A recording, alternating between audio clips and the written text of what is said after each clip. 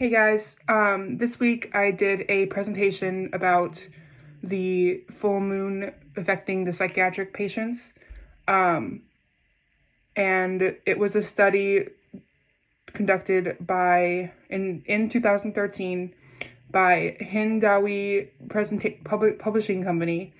And it was conducted by Parmar S. Verinder, I'm going to butcher these names, Iwa Kaliko Ska, Seismizak, Emily Downs, Peter Seismizak, Aaron Michaelojohn, and Diane Grawl. And it was published in 2013.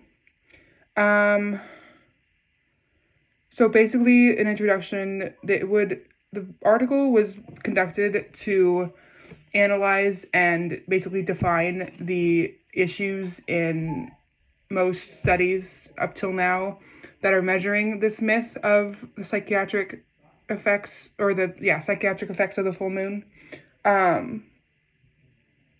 It is believed that this myth has been consisting since the Middle Ages. My notes are over here, so this is where I'm looking. This myth was just like derived, I guess, to point out those issues. And it used three of the main definitions of that full moon timeline that's causing so many issues and inconsistencies. The data was collected using something called the SPSS, which was a statistical data analysis server for measuring interactive and batched statistical analysis. The study was conducted using the data from the administrative database maintained by two main psychiatric hospitals in Kingston, Ontario. One of them was the Hotel Dieu Hospital and Kingston General Hospital. They included the date and time of the presentation.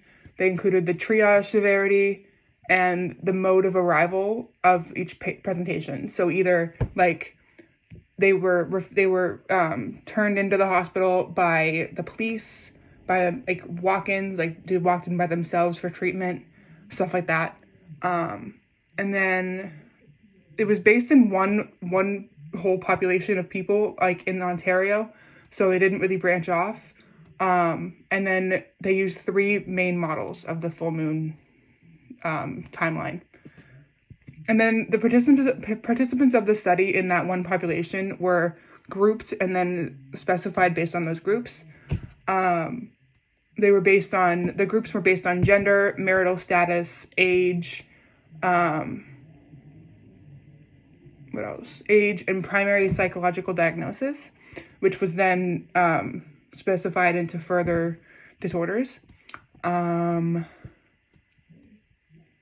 They specified into categories like dementia and cognitive disorders, substance abuse related disorders, schizophrenia and other psychotic disorders, mood disorders, eating disorders, personality disorders, and childhood disorders, to only name a few. They used a few more.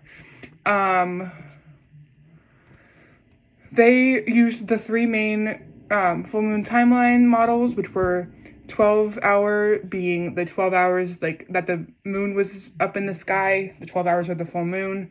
They used the 24-hour model, which was the 12 hours of the full moon, and then both the time of the day before and after that full moon period. And then they used a 3-day model, which was the 24 hours before and after that 24-hour period surrounding the 12 hours of the full moon. So it was getting more and more generalized. And it narrowed the time period of the full moon into 5 years, so only a specific amount of full moons happened during that full 5-year period. The purpose of the study was to analyze the effects of the differences among the full moon definitions, and then over the 5-year period within the two hospitals, 9,967 presentations were occurred. They occurred in that period. 54% roughly was male, while 46% were female. And then the average age of participants was about 36 years, give or take. And the overall result was contradictory because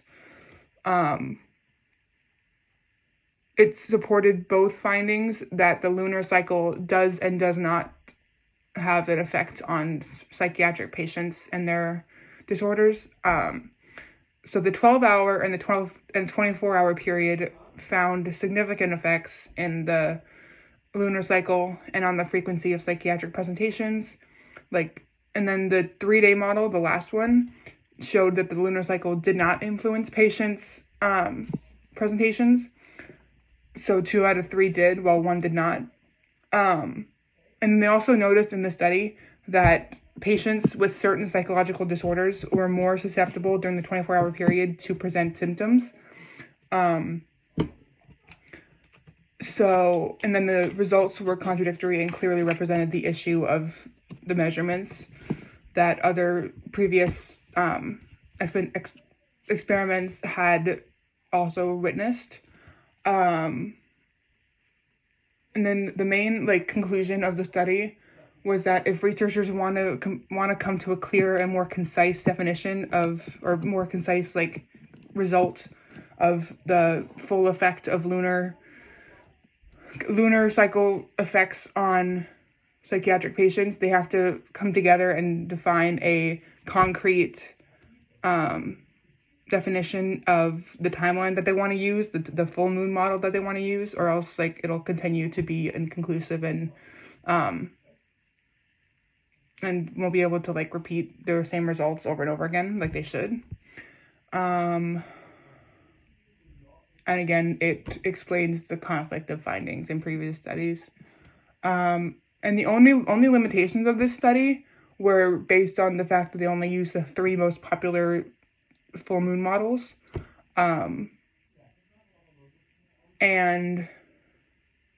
they also only looked at one population and then one center of that population, one hospital or 2 hospitals, but one center and one set of psychiatric admissions. So they didn't really branch off. It was more specifically that area, which could and could not be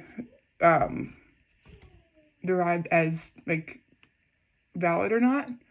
And then the article relates to this week's topic because it's based on a lunar cycle effect on psychiatric patients. And if there is no concrete definition of the time, the best time model, then the results for every future experiment on this will not be reproducible. While I was going through finding articles, I noticed that most of the articles had so many different models of that time period that they were using that I didn't really find any reproducible results that were present in those articles. And then once I found this, I was like, okay, this is why I couldn't find any conclusive results when I was looking for articles. And then I personally enjoyed reading this article because as a hobby, I like to go back and look at lore and mythology, especially in psychology. I like to figure out how myth and lore kind of link up with psychology. So I also I figured that learning about how psychology links with the full moon is a really kind of well-known topic that I found interesting to dive in more into. This article also went into the background of why this myth exists in the first place. And it was based out of the Middle Ages, back before light bulbs and when they used candles and sunlight for light instead of lamps and stuff like that. And apparently when the full moon was out, they it was kind of disruptive to the sleep schedules of psychiatric patients, which caused kind of like flare-ups in their symptoms and disorders, which made it seem as if they were more radical, I guess, in their disorder on full moon nights.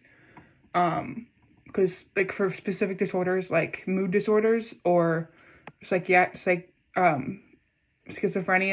or mood, what's it called? Psychotic disorders, sleep is kind of a big factor, and when like the light of the full moon is like illuminating your room, you can't really sleep, which is disruptive to sleep schedules, which then affected how they were perceived by their loved ones or the people in the hospitals.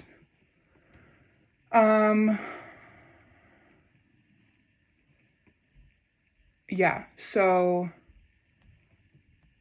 this article was really interesting because it highlighted all the inconsistencies and why why this myth exists and why they have not been able to come to a solid conclusion on whether or not the lunar cycle affects psychiatric patients and their disorders. All right, I think that I'm done. So I just want to like wish you guys happy quarantine and let you guys know that we're all in this together. Hopefully I will see you guys relatively soon. I don't know when that will be, but I wish you guys the best. Stay safe, stay healthy.